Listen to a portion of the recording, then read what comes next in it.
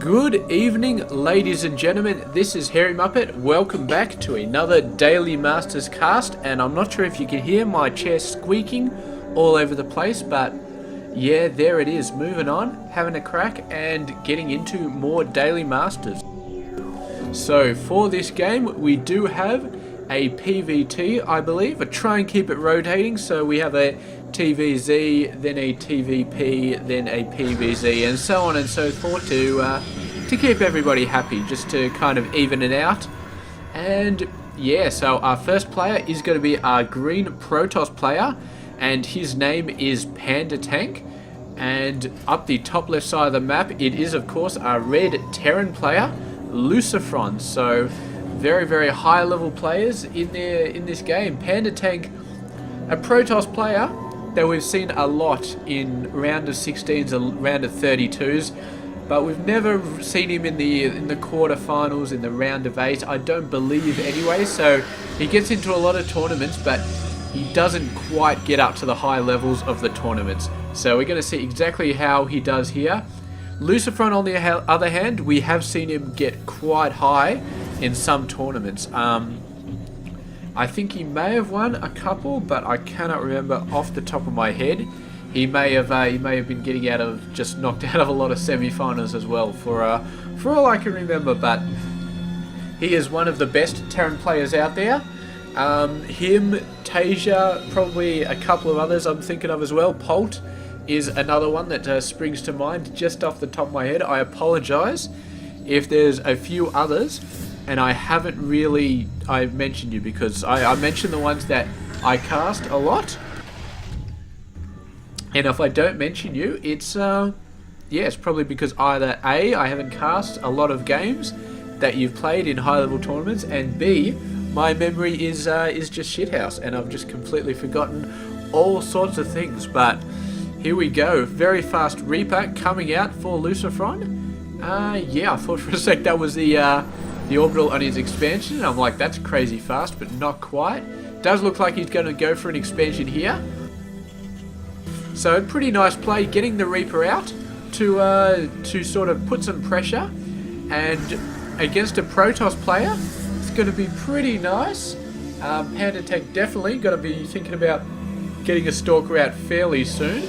Mothership Core should help as well, but Mothership Core is a little bit slow, so the Reapers can run circles around it a bit, but the Stalker's quite a bit faster, so you can still run circles about it, but it's a hell of a lot harder. And the Reaper coming out here, Probe in a perfect position to get owned, and it does get owned, and the Reaper meanwhile is just going to run the hell out of there, and yeah, he's going to regen his health, and he will be back again for more, because that is what Reapers do.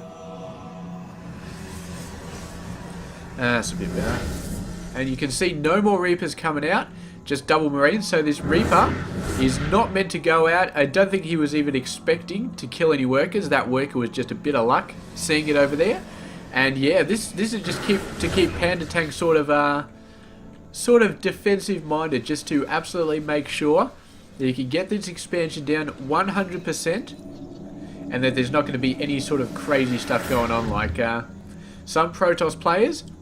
They'll get the early Mothership Core and the early Stalker out, and they'll go in with both of them, and they can be quite deadly early game, because you've got the Stalkers, which are quite bulky and do quite a large amount of damage, and the Mothership Core, which is of course an air unit, and very, very early air is very, very scary. And unless you go for a lot of Marines very early on, like you need a bunker with 4 Marines in it by the time the Stalker and the Mothership Core got down there, and if you don't have that, you are in quite a lot of trouble, because 2 Marines will not cut it. 2 Marines won't even cut it when you just hit the microphone.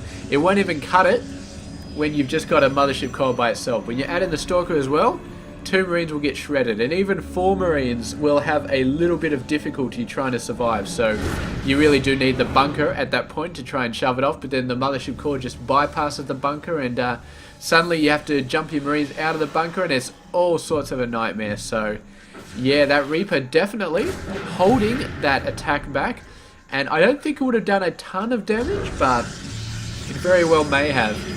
And if LucifroN had chosen to go for some sort of crazy barracks thing, like 2 barracks and 3 or 4 Reapers coming out, he would have found PandaTank quite prepared. But what have we got going on here? He's built up quite a decent Marine force. That's 10 Marines coming out. So very, very nice. He's going to be transitioning into a whole bunch of other stuff. But his factory, he has delayed his factory a little bit. He could have got that a little bit quicker, but he's delayed it to get these 10 Marines out.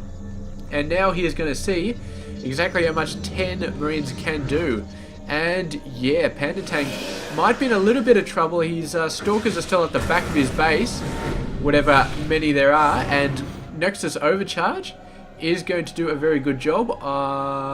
He's got 9 Marines, so he lost 1 Marine from the Nexus and from that Stalker, and that's going to buy him some time, but yeah, it's going to buy him all the time he needs. Once this Nexus Overcharge is finished, I don't know if there's a timer there, but yeah, once that's finished, you should be able to pump out 2 or 3 more Stalkers, and 2 or 3 more Stalkers is all he is going to need to see that Marine force off. So very nice defense, pretty elementary, didn't really have to do anything fancy, just a Nexus Overcharge, and that was it. But LucifroN perhaps thinking about going back in another minute or so with a decent amount of Marauders as well. And I reckon he could actually do quite a lot of damage here because PandaTank is teching up quite rapidly. So he's got not that many defensive units, too much. He's been mainly focusing on his tech, and he has got a Colossus coming out before the 10-minute mark. So it's definitely going to be very awesome. But of course, if this force comes in before the Colossus is out, or even when there's just a single Colossus out here, then PandaTank suddenly is going to be in a lot of trouble. They have 1 Colossus out and this ragtag group of forces, and these guys, they have stim. They don't have concussive shells, which is a pity. Concussive shells would have stopped the Colossus from running away, but regardless, they can still stim, run in, wipe out the Colossus, and the Zealots do not have speed. No, they don't, so they are not going to be a force to be reckoned with. Concussive shells would make that even better though, but yeah, still not going to be good. Overcharging the Nexus, do some nice splits here, but this is actually helping LucifroN a little bit because the Colossus won't get an awesome sort of attack on there. But he is doing a pretty good job of concentrating on the units down here, knocking them out. The Colossus is in a lot of danger of going down. It goes down, but LucifroN having to use up a lot of forces, and that split on those forces there. I think I discounted the Nexus Overcharge a bit, and that was really, really awesome. And just about 3 or 4 units that he got out just as the forces were coming in was enough to push it off. And he did lose that Colossus, but I guess the downside was LucifroN was concentrating the Colossus so much that these units just went carte blanche to just attack whatever they wanted. And yeah, LucifroN losing pretty much all of his forces in that attack. Now he has got, excuse me, it's a little bit funny, feeling a little bit funny, but he has got a 3rd base off that push. So he lost probably, it was a fairly inefficient trade. He lost more than he killed. So not good in terms of his army, but the fact that he got a 3rd base off it, I think probably makes up for it. But the problem is, PandaTank now has the bigger army, the scarier army, I feel like. Well, at least on this side of the map, they got the scarier army, and yeah, PandaTank instantly going to be expanding as well. And yeah, so he's pretty much evened it up, and now he's got the tech. Now he's got the tech going on. This is actually level 3 armor. Is that level? Yes, level 3 armor. So yeah, I mean, LucifroN, 2-2's about halfway. He's got 1 air weapons as well, so he's definitely getting the counter out. But PandaTank already pushing ahead, going for Psystorm. The big 2, basically, the Psystorm and the Colossus. They're the biggest counters for Triple M, and PandaTank is making sure that he gets both of them because he is expecting a ton of Vikings and hoping maybe he can get out with the High Templar, get some unexpected storms off. This bunch of Marauders coming in, but a nice stim going down, the medevac going down, And these Marauders suddenly, without healing and without an escape route, and the Zealots are going to take them out. That Stalker almost dying, and yes, nice blink at the right time, and the other one blinking ran all the way around and ended up hitting the Marauder anyway. So nice job actually taking out all their Stalkers, but the Zealots eventually hitting everything. And we've got a few High Templar over there. The scan catches them right at the edge, so instantly we see a Ghost Academy going down for LucifroN. It was a bit of a lucky scan there. Yeah, because I'm not sure if he actually... No, he didn't see that with the drop. He didn't see the Templar Archive, so he didn't have any idea. You see, the natural instinct is to say, alright, I've got Colossus, and my opponent is... yeah, he's not expecting me to get Vikings, so I'll get Vikings. I'll take an offensive, I'll knock out a lot of his forces, and then he'll start to think about something else. But Masters level play doesn't work like that. You start building Colossus, you say instantly, alright, my opponent knows I have Colossus, so he's going to build Vikings, so I have to change up to something that's completely different from Vikings. I'm completely different from Colossus. I have to get High Templar out straight away, and yeah, so LucifroN not quite expecting the switch over to High Templar. That's like 7 moves ahead of the chess game or whatever it's called, but as soon as he did see 100% the High Templar there, see, look at that, 5 ghosts coming out, and those things are not cheap on the gas, so he is not messing around when it comes to this sort of stuff. And yeah, interestingly enough, PandaTank going for huge armor really, really early on, 3 armor and 0 weapons, which has got to be good because, yeah, I don't know why it's going to be good actually, but yeah, very, very ballsy force. And he does have a lot of very, very heavy sort of units, so definitely Protoss. Armor does count for quite a lot. Zealots coming in here. Bunker going to see these guys off. Another bunch of Zealots coming in. They do see the ghosts, and that's actually nice. I think they might have killed a ghost in here. There's 5 ghosts.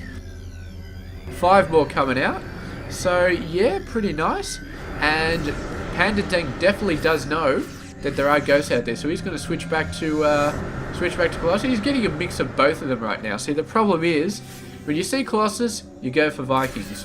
When you see High Templar, you go for ghosts. And the problem is that's the Terran countering the Protoss. The Protoss countering the Terran, you can go for Colossus, you can go for High Templar, but when your opponent has Vikings and ghosts, I mean, what do? One of the things you can do is go for Archons. Archons are very, very beefy. Ghosts can't do much to them because it takes like 3 EMPs. Vikings can't hit them. And they're not too bad against a general triple M. I mean, a decent amount of Marauder hits will take him out quite fast. But that's why he's got the Immortals out. So he's going for more of a general kick-ass sort of group, instead of going heavily into either tech, instead of going heavily into High Templar or Colossus. So he's going to have a bit of everything in terms of the triple M counters, and a very, very decent core army, so that these counters, these Ghost and Viking counters, don't cripple him too badly. He knows he's going to lose the Colossus. That's why he's only got 2. He could have got 6 at this point, but he's only got 2 because he knows if he puts all the minerals and all the gas he has into 6 Colossus, the Vikings will just shred them anyway. So, and it's not like you could just build 6 Colossus and then just build more stuff, because there's this 200 unit cap, and you can see he's not even building anything. He's got the minerals, but he's not building anything. He's leaving that supply to decide what to do. He's going for 2 more Colossi here. I'm not sure if that's the correct decision, but he really needs to start shredding this ground force. The Ghosts are going in, nice and cloaked. Where is the Obs? I'm not sure if there is one around here. A blink going into the Vikings, but there's just way too many Vikings. And these Colossus, I do not know if he wants to keep them. I would think that a whole bunch of Archons instead of a Colossus would probably be a little bit better in this situation. Just a little bit, not a lot. But Colossus right now, with this very, very serious amount of Vikings, is, yeah, I wouldn't say it's a good decision at all. Meanwhile, LucifroN going out for a 4th base. He's trying to get into a planetary, but the Zealots are hitting it bit by bit. It's a race, and I think the planetary fortress will win that race. So, there we go. Vikings coming in. And PandaTank, he's got very, very zealot heavy, so he doesn't really have as much as he needs to take out the Vikings. He doesn't have very, very heavy stalkers. The Archons are too valuable to just shoot him at the front and be hitting Viking instead. He needs them to be hitting these forces. And all the Colossus go down, and meanwhile, the Triple M, that is their cue to go in, and they are doing a great job. All the EMP is going down, and in the end, PandaTank just couldn't make it work. He just could not make it work. And I mean, there was just an overwhelming amount of Triple M here, and he never really got any storms off that much. He never really got any, the Colossus did a bit, but the Vikings hit them so hard, and he didn't have an effective counter for the Vikings. And the Ghost just EMP'd everything, so his army fell apart quite quickly. Let's have a look back here, you see exactly what's happened. So yeah, the Ghost coming in, he's trying to get some storms off here, but the storms are all going in the wrong place. Trying to storm on, there we go, that was a nice storm, that was a really nice storm, but there's still enough Ghosts left over. And the Immortals, not going to be doing too much. The EMPs, so awesome against the Immortals, because of course Immortals, their main defense is their shield. Once the shield goes down, they are pretty much just silly putty in the hands of the Triple M forces. And yeah, I mean, that's the awesome thing about Ghost. You get him to deal with the High Templar, and if the opponent doesn't go for a lot of High Templar, you just EMP the living shit out of everything. And every single shield that PandaTank had just completely collapsed, and the Triple M just mopped everything up. So I don't think PandaTank really had a chance there in that final battle. There's just too many Ghosts, too many EMPs going down, and congratulations to LucifroN. Didn't really go for any economic sort of stuff. He just got the composition, and he just decided to go for it, and yeah, it worked out beautifully. So congratulations. Awesome win there by LucifroN. I don't think he he didn't even have the macro advantage. I feel like a lot of Zealots were coming in here and hitting these guys all over the place though, so that probably cut down his numbers, but yeah, just a better overall unit composition, and it really is the Terran's way,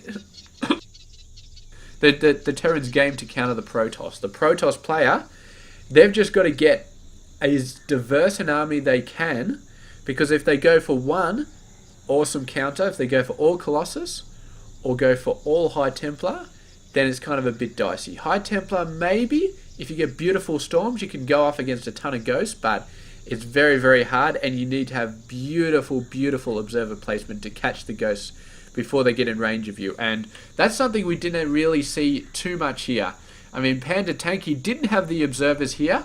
No doubt they would have been trying to take him out, but when you know Ghosts are on the field, and you know scans are all over the place, get a couple of extra obs all over the place, and yeah, try and spot those guys, because he was trying to storm the Ghosts, and they were just dodging left and right all over the place, and he was not hitting those cloaked Ghosts with the storm. I think he got off one decent storm on them that took out about 3 or 4, but that is it. And I mean, these Ghosts don't have too much health.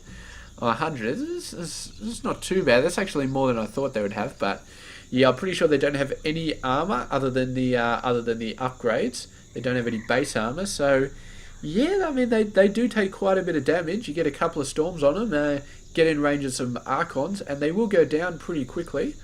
And yeah, you really got to get them down, because that EMP is just an army killer. You just get 4 or 5 Ghosts, EMP everything, and your army just falls apart. So really, really nice job by LucifroN there, and yeah, I will catch you guys tomorrow for another Daily Masters. This has been Hairy Muppet. I hope you enjoyed this game.